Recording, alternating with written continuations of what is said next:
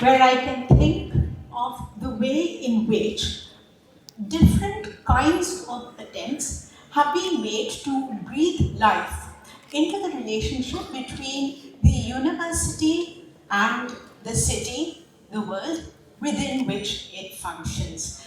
And these attempts to talk through a relationship between what is sometimes politely called town and gown, to my mind, have worked best for me, for my peers, when we have met over the years to talk through the process of curriculum reform.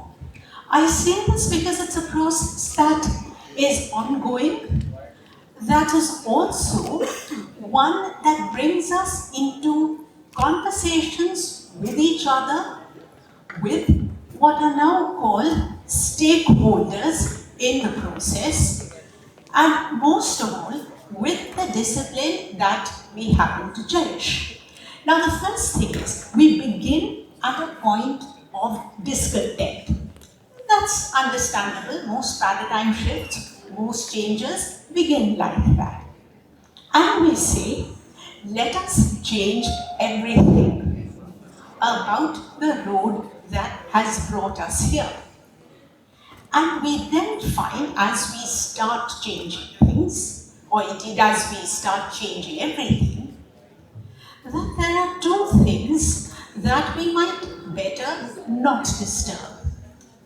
One is the kind of intellectual inheritance that makes one discipline like itself and like no other.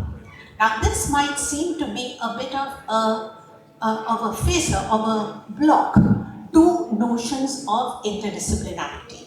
But we must remember, we cannot be interdisciplinary without knowing the boundaries of our own existing discipline. If we didn't know that there were gates we had to open, that there were fences we had to cross, we wouldn't even know when we were crossing boundaries. So that's one thing that we begin then to understand. Perhaps we should not change out of recognition. And the other thing that we begin to live with is the fact that even if we alter a curriculum as radically as we wish, we will not be in a position to necessarily alter the teachers who are teaching it. In other words, we will always have to keep something of a residue of the past to deal with people who are comfortable, who are good at handling the past. And this is then when we begin to ask ourselves, do we prescribe texts? Or, in the light of multiple objections that might come up in the process of curriculum reform, do we proscribe texts? Do we ask texts to come into our lives, new texts, new themes, new thoughts? Or do we effectively close the doors because we are disturbed, because we are hurt, and because perhaps people tell us a majority of people are hurt? Now, no one can say that the desire to reform a curriculum is born out of a desire either to hurt or to comfort. It begins as a relatively bloodless exercise. It goes on to develop a great deal of passion, which is, as it should be, a great deal of fury, laughter, tears. Now, it is at this point that we then begin to realize that the business of a university is to disturb people into thinking, ideally to disturb people into thinking differently, so that processes of cultural and social reform are initiated.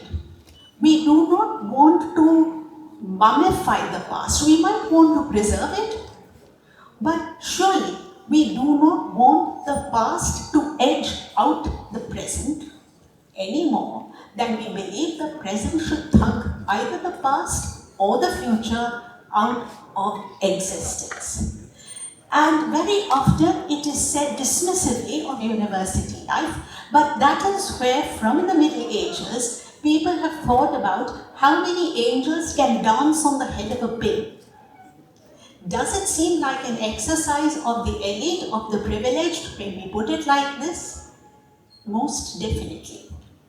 But then we need to ask ourselves, what constitutes privilege?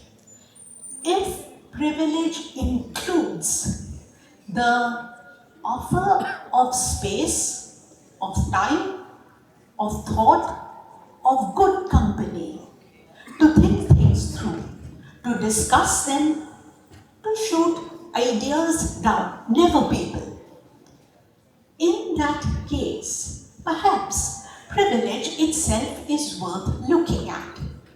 Because then it is not, so to speak, a lump of dead gold that one holds onto in one's hands. It becomes currency. It becomes something you can offer in exchange for something else, to take forward an argument, to take forward a conversation. And the conversation is not a conversation necessarily about books. It certainly will include books, but most of all, it is a conversation about different paradigms of thought. And we must remember that in that process, it is not just the people who read the newly prescribed texts who might be disturbed. What about the people in those texts? People who might have felt vulnerable, who might have felt marginalized down the ages. And no syllabus will ever make people comfortable. The world is not a comfortable place. I don't think any one of us finds it like that. If we do not find the world comfortable, there is no reason why we should find writing about the world comfortable. Of course not. It is meant to provoke, to push us, to think about things differently, to invite change into our lives and into the life of what we always call the world outside. I've never understood the phrase, the world outside, very well. It seems to me that the world is inside. Inside the thoughts that we exchange, the conversations that we have. And these conversations, whatever the end might be, these conversations are valuable. We should fight for them. We should make it possible for those who come after us, if they wish, to have that kind of space, to have that kind of time, to have that kind of thought, to wake up their lives, their worlds. Because at the end of the day, a university is, as has been said by a great many people, a place of play. And play is valuable because it is structured. You cannot have a match without marking out the ground first. So, the thought I want to leave you with, before the fire is extinguished, for goodness sake, please come in. It's an invitation. Please play. Thank you.